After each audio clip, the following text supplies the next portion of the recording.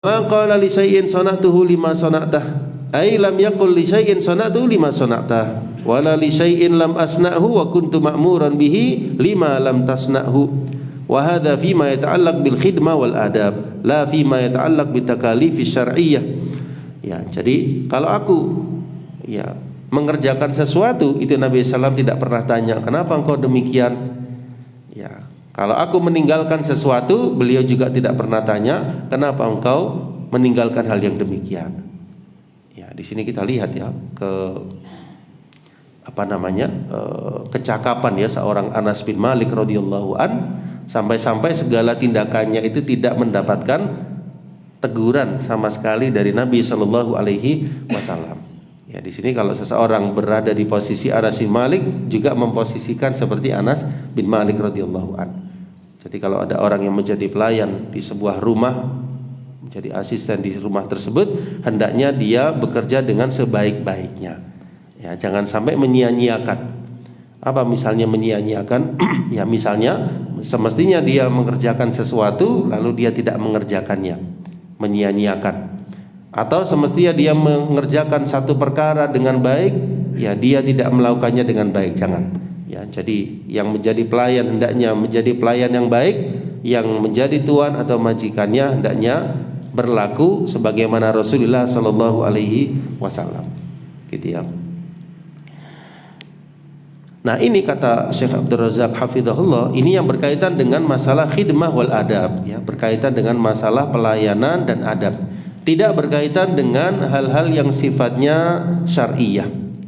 Ya, fa innahu la yajuzu tarkul i'tirad 'ala al-muqassir fiha wa fihi aidan madhun li Anas. Ya, jadi ini berkaitan dengan masalah khidmat dan adab, tidak berkaitan dengan takalif syar'iyyah. Ya, maksudnya sesuatu yang sifatnya harus diperintah atau sesuatu yang dilarang. Misalnya bagaimana? Ya, misalnya perintah untuk sholat. Nabi SAW kira-kira memerintahkan atau tidak? Ya, pasti memerintahkan. Tapi tadi beliau tidak mengatakan kenapa engkau mengerjakan ini, kenapa engkau tidak mengerjakan itu. Tidak pernah berkata seperti itu. Kaitannya dengan ya perbuatan Anas melayani ya Rasulullah SAW berkhidmat kepada beliau. Demikian. Ya. Jadi kesimpulannya apa? Kalau sifatnya takalif syar'iyyah, sesuatu yang wajib diperintah, kita memerintahkan. Kalau sifatnya sesuatu yang mesti dihindari, dihindarkan. Kita sampaikan ini nggak boleh di dalam agama. Ya, ini kita harus melakukan hal ini karena ada perintahnya. Ini boleh. Ya, bahkan itu sesuatu yang wajib. Tapi di sini kaitannya dengan khidmah, Nabi SAW tidak pernah menegur ya Anas bin Malik radhiyallahu anhu. Apakah berarti kita nggak boleh menegur? Ya, boleh sama sekalian. Kalau memang apa yang dilakukan tersebut tidak seperti yang kita inginkan atau menyalahi dari apa yang kita inginkan. Misalnya, ketika mencuci baju ya di mesin cuci misalnya, nah dia ketika kita punya asisten rumah tangga misalnya atau orang yang menjadi pelayan di rumah kita, dia tidak mencuci sebagaimana mestinya. Nah, kita sampaikan nasihat. Oh, yang mencucinya demikian ya. Tolong dipisahkan pakaian ini dengan pakaian ini. Boleh, sifatnya teguran atau nasihat. Kenapa Nabi SAW di sini tidak menegur? Karena yang menjadi pelayan di sini siapa? Anas bin Malik radhiyallahu an. Seorang yang sangat luar biasa sama sekalian. Sampai-sampai kata Syekh Abdul Razak, dan di sini kata beliau terdapat pujian kepada Anas karena tidak pernah melakukan satu perkara ya yatawajjah ilaihi minan nabi sallallahu alaihi wasallam ya i'tirad ma tulah hadil mudah. Jadi tidak pernah melakukan satu hal yang hal itu dilarang, tidak pula meninggalkan sesuatu yang mestinya dikerjakan oleh Anas bin Malik radhiyallahu anhu. Nah, ini luar biasa ya. Jadi tahu apa kewajibannya, tahu apa yang mesti dilakukan. Ini luar biasa. Anas bin Malik radhiyallahu an ketika menjadi pelayan Rasulullah sallallahu alaihi wasallam.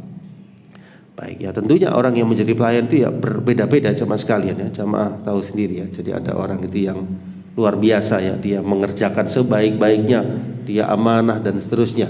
Maka tentu yang seperti ini dipertahankan. Ya, yang seperti ini kita berbuat sebaik-baiknya.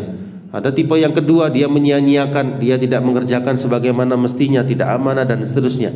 Ya sudah, ya kita memutuskan dengan baik dan kita mencari yang lebih baik karena dia berkhidmat kepada kita.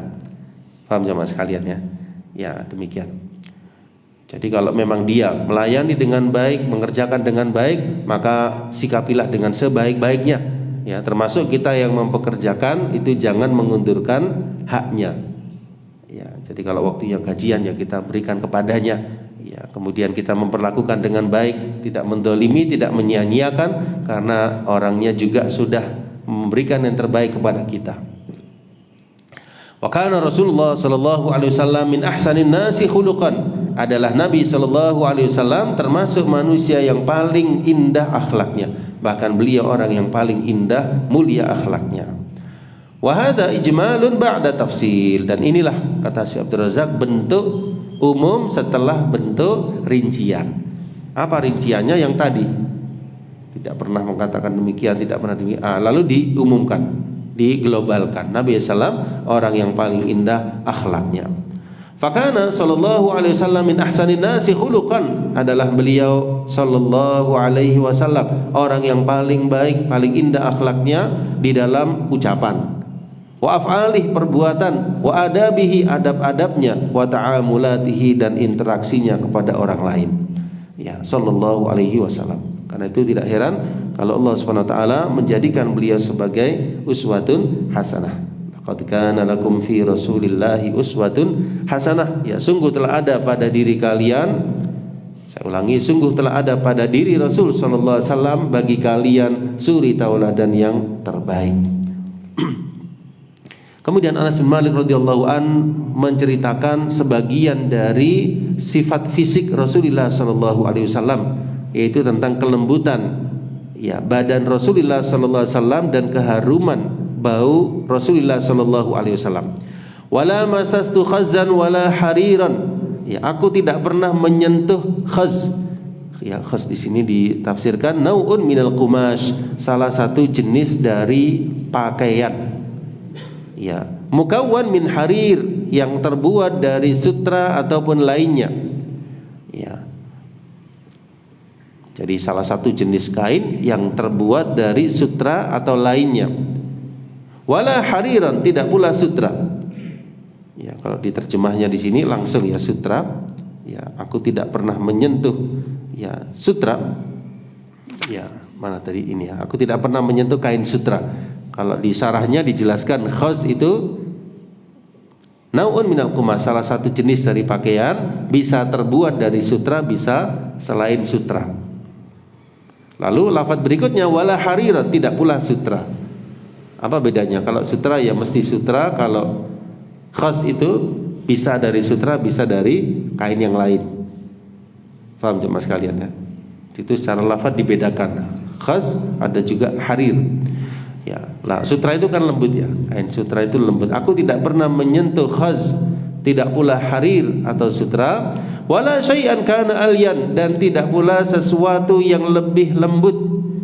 Ya, dari apa? Kaffi Rasulullah sallallahu alaihi wasallam, daripada telapak tangan Rasulullah sallallahu alaihi wasallam. Bal hiya alyan minal khaz wal harir, bahkan telapak beliau lebih lembut daripada itu semua.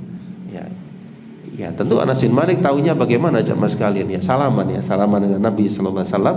Di situ merasakan bagaimana lembutnya tangan Rasulullah sallallahu alaihi wasallam. Masyaallah.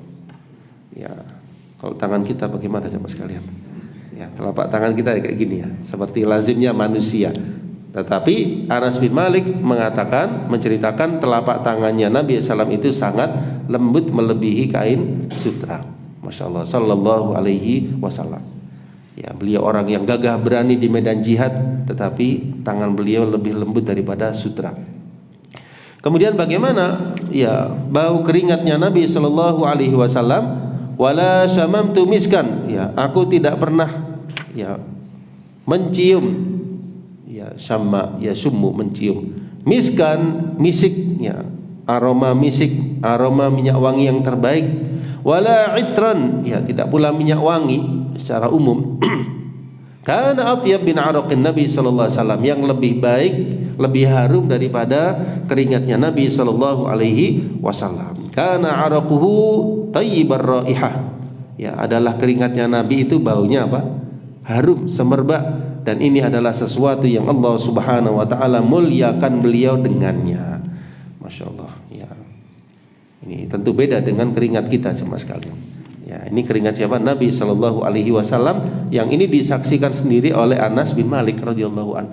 Ya, Nabi SAW tidak pernah menyampaikan seperti itu, keringatku demikian, tidak. Tetapi orang yang pernah dekat dengan beliau mencium bau harumnya keringat Nabi Shallallahu Alaihi Wasallam. Ya, beliau bukan manusia biasa, coba sekalian, beliau khatamul anbiya wal mursalin, penutup para nabi dan rasul.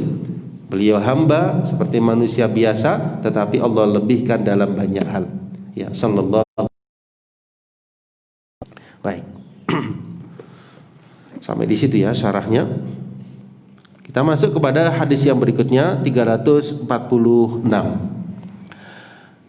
Haddatsana Qutaibah bin Sa'id wa Ahmad ibnu Abdah huwa ad-Dabbi wal ma'na wahid. Qala haddatsana Hammad ibnu Zaid an Sal. Ya, sebentar saya lihat. Oh, pakai sukun ya, an Salam. Subhanallah, ini jarang kita dengar ya. Biasanya ya Salim atau Salim, ya ini Salam. Salam berarti lamnya itu sukun. Ya, Salam Al-Alawi. Masya Allah, jarang ya kita dengar. Salam Al-Alawi. An Anas bin Malik radhiyallahu an. Ya, dari Anas bin Malik radhiyallahu an Rasulullah sallallahu alaihi wasallam, dari Nabi sallallahu alaihi wasallam. Ya. Annahu kana, bahwasanya Nabi sallallahu alaihi wasallam indahu rajulun bihi atharu sufrah. Di sisi Nabi sallallahu alaihi wasallam satu ketika ada seorang rajul, seorang laki-laki, bihi atharu sufrah, yang pada laki-laki tersebut ya terdapat bekas kuning di bajunya. Ya, pada laki-laki tersebut ada apa? Ada athar. Athar itu bekas. Sufrah itu kuning, ada bekas kuning. Ya, tidak dijelaskan di sini, tetapi secara zahirnya adalah di bagian bajunya laki-laki tersebut ada bekas warna kuning. Ya, di bajunya.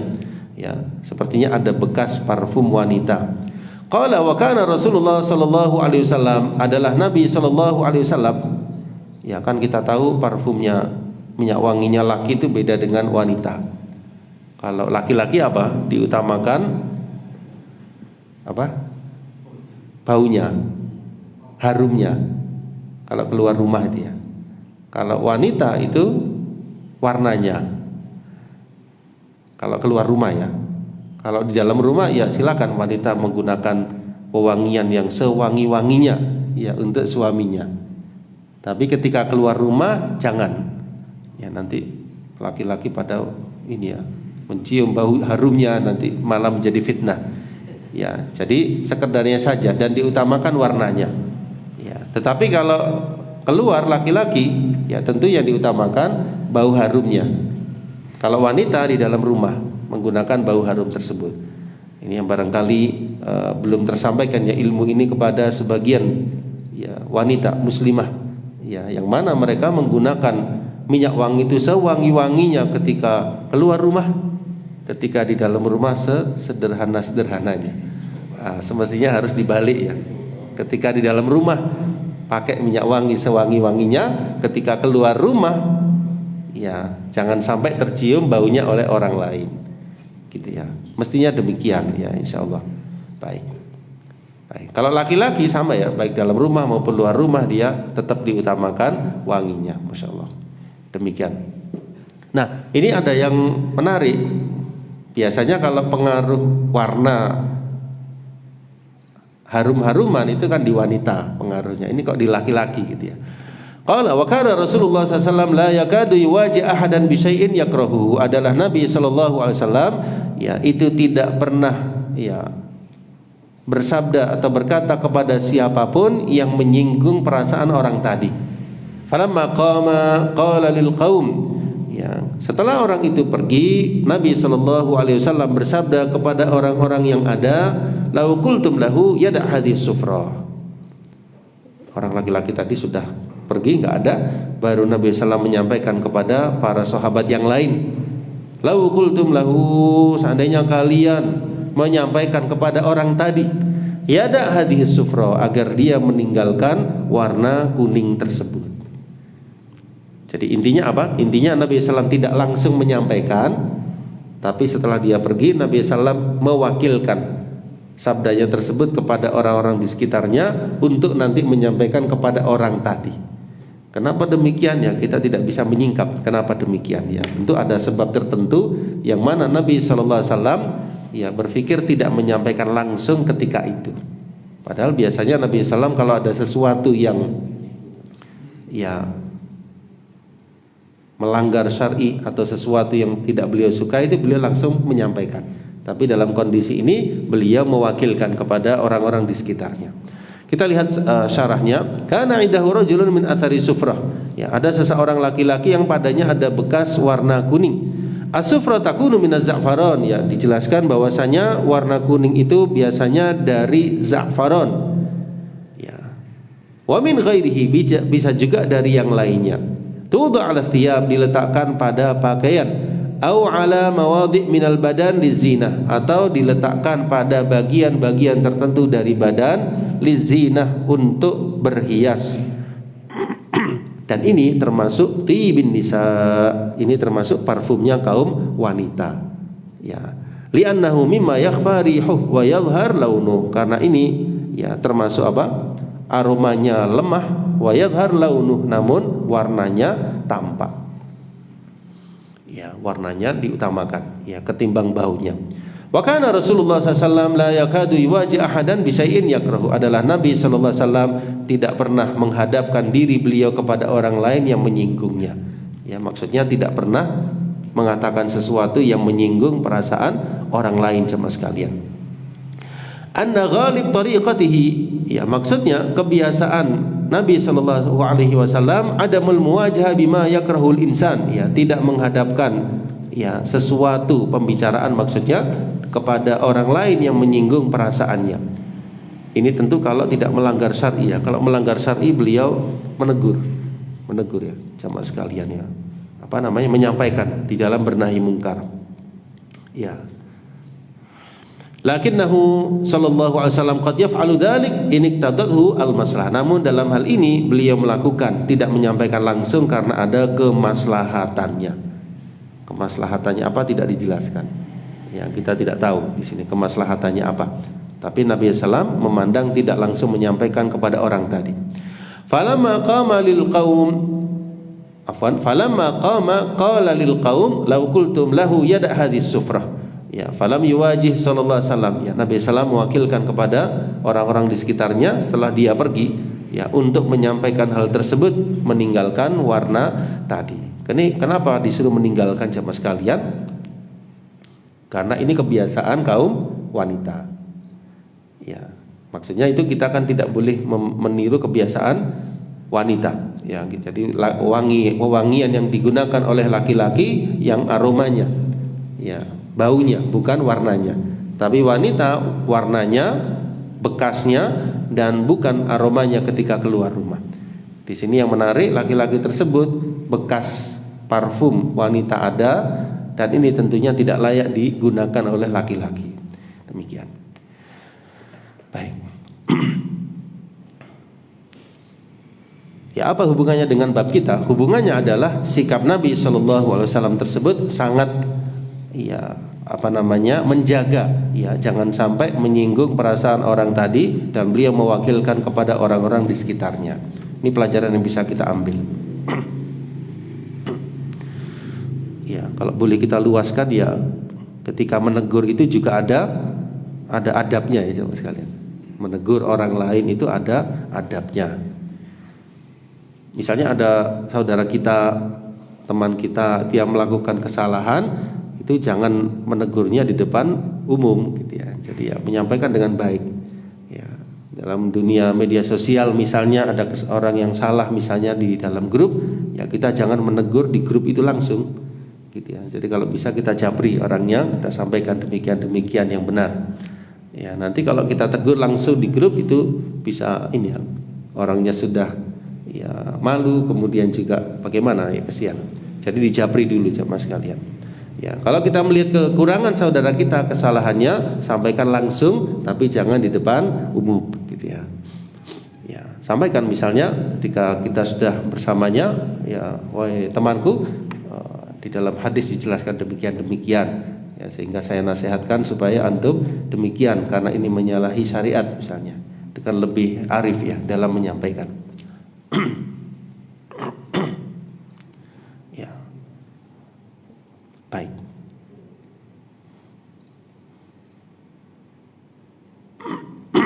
Ya, ada buku ya judulnya Wasailud Da'wah. Wasailud Da'wah itu maksudnya media-media, cara-cara di dalam menyampaikan seruan kepada orang lain. Ya, ada buku khusus namanya kalau tidak salah itu Amar Ma'ruf dan Nahi Mungkar. Ya, itu dijelaskan di situ ya.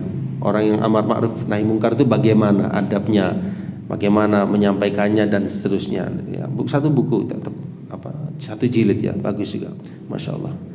Ya, tentunya orang yang menyampaikan itu harus di atas ilmu. Ya, menyampaikan amar ma'ruf maupun nahi mungkar haruslah di atas ilmu dan dia menyampaikannya dengan keikhlasan.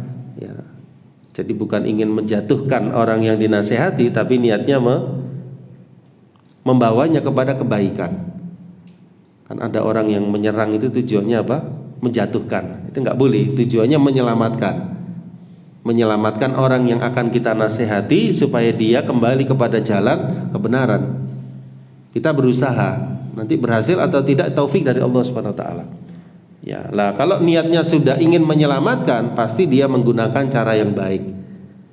Ya, jadi kalau menjatuhkan misalnya ada yang keliru di grup, ada orang yang ingin nggak suka dengannya, wah ini kesempatan ini langsung disikat di situ, jangan ya, nanti tujuannya sudah tidak baik.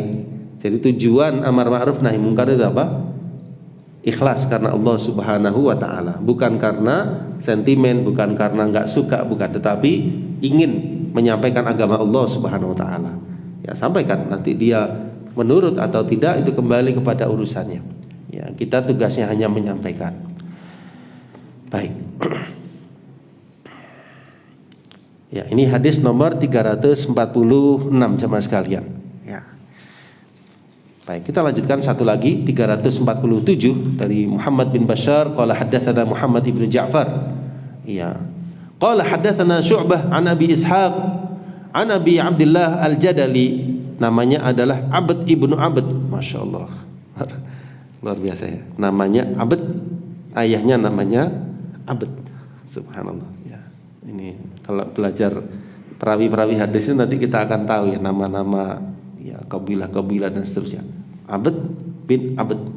Ya, dari Aisyah radhiyallahu anha bahwasanya Aisyah radhiyallahu anha berkata, lam yakun Rasulullah sallallahu alaihi wasallam fahishan. Nabi itu sallallahu alaihi wasallam bukanlah orang yang buruk ya, perkataan maupun perbuatannya. Wala mutafahishan, tidak pula beliau orang yang memburukkan orang lain. Wala sakhaban fil aswaq, tidak pula beliau orang yang berteriak-teriak keras di pasar-pasar. Wala yajzi bisayyi'ati sayyah, tidak pula beliau membalas keburukan dengan keburukan. Walakin ya'fu wa yasfah, namun beliau orang yang sangat memaafkan, pemaaf, wa yasfah, dan melupakannya. Ya, maksudnya gampang melupakan kesalahan orang lain. Ya, ini persaksian dari istri beliau Aisyah radhiyallahu anha, salah seorang ummahatul mukminin. Ya, maksud dari fahishan wala mutafahishan adalah Nabi sallallahu alaihi wasallam lam yakun al-fuhsh min hadihi, bukanlah kekejian, keburukan yang menjadi petunjuk beliau, tidak pula dari akhlaknya. Ya, tidak dalam ucapan, tidak pula dalam perbuatan beliau. Ya. Baik. Kemudian qauluha wala sakhaban, tidak pula beliau orang yang berteriak-teriak di pasar. Huwallazi yarfa' sautah, ya, sakhab itu ditafsirkan yarfa' sautah, tidak berteriak-teriak di pasar. Tapi kalau berdakwah Nabi sallallahu alaihi wasallam, ya, beliau berdakwah kemana saja menyampaikan. Tapi yang dimaksud di sini berteriak menyampaikan sesuatu yang tidak ada manfaatnya, sebagaimana keadaan orang-orang yang jahil, tidak demikian. Wala yajzi bisayyi'ati sayyah, ya, tidak pula beliau membalas keburukan dengan keburukan. Ya. Idza asa ilaihi ahad, kalau ada orang yang berbuat buruk kepada beliau, beliau tidak membalasnya dengan keburukan. Ya, ma'anna mujazati sayyi'a bi sayyi'a mumathilah laha mubah. Meskipun membalas keburukan dengan keburukan itu boleh. Sebagaimana di dalam surah 40, ya. Wa jazaa'u sayyi'atin sayyi'atum mithluha, dan balasan kejahatan adalah kejahatan yang serupa, tapi Nabi tidak melakukannya sallallahu alaihi wasallam. Ya, misalnya apa? Seperti banyak kejadian itu, diantaranya Nabi sallallahu alaihi wasallam dihina, dimusuhi, dilecehkan dan seterusnya. Nabi sallallahu alaihi wasallam tidak membalas dengan hal yang serupa. Kenapa? Karena memang tujuan dakwah beliau bukan untuk diri beliau, tapi memang untuk menyampaikan risalah dari Allah Subhanahu wa taala. Ini bisa kita tiru ya, sebagai dai, sebagai penuntut ilmu, untuk tidak melayani kejahilan orang-orang yang jahil. Ya, dilecehkan, dibully dan sebagainya sudah tidak usah ditanggapi jemaah sekalian, karena itu akan menghabiskan waktu kita. Ya, orientasi kita menyampaikan apa adanya, dan insya Allah pahala dari Allah Subhanahu wa taala. Adapun tantangan, ya, kemudian rintangan itu mesti ada ya ketika seseorang berdakwah ataupun menjalankan sunnah Nabi Shallallahu Alaihi Wasallam. Tapi sikap kita terus mengutamakan al-akhlak al-karimah. Ya, Allah Subhanahu Wa Taala berfirman di dalam surah ya, Asy-Syura 40, faman afa, barang siapa yang memaafkan, wa aslah, dan dia memperbaiki diri, fajruhu 'ala Allah, maka pahalanya di sisi Allah Subhanahu Wa Taala. Innahu la yuhibbudz zalimin, sesungguhnya Allah tidak menyukai orang-orang yang zalim. Ya. Ini akhlak yang lain dari Rasulullah sallallahu alaihi wasallam yang diberitahukan oleh Ibunda Aisyah radhiyallahu anha. Mudah-mudahan memberikan manfaat bagi kita semua, dan kita semakin mencontoh akhlak dan budi pekerti Rasulullah sallallahu alaihi wasallam yang menjadi uswah hasanah bagi kita semua. Ya, amin ya rabbal alamin. Kita cukupkan mengingat waktu sudah suruk jamaah sekalian. Mudah-mudahan yang sedikit ini bisa bermanfaat dan kita dipertemukan kembali di masa mendatang. Ya, amin ya rabbal alamin. Wallahu a'lam bissawab. Subhanakallahumma wa bihamdika asyhadu an la ilaha illa anta astaghfiruka wa atubu ilaik. Wa akhiru da'wana anil hamdulillahi rabbil alamin. Wassalamualaikum warahmatullahi wabarakatuh.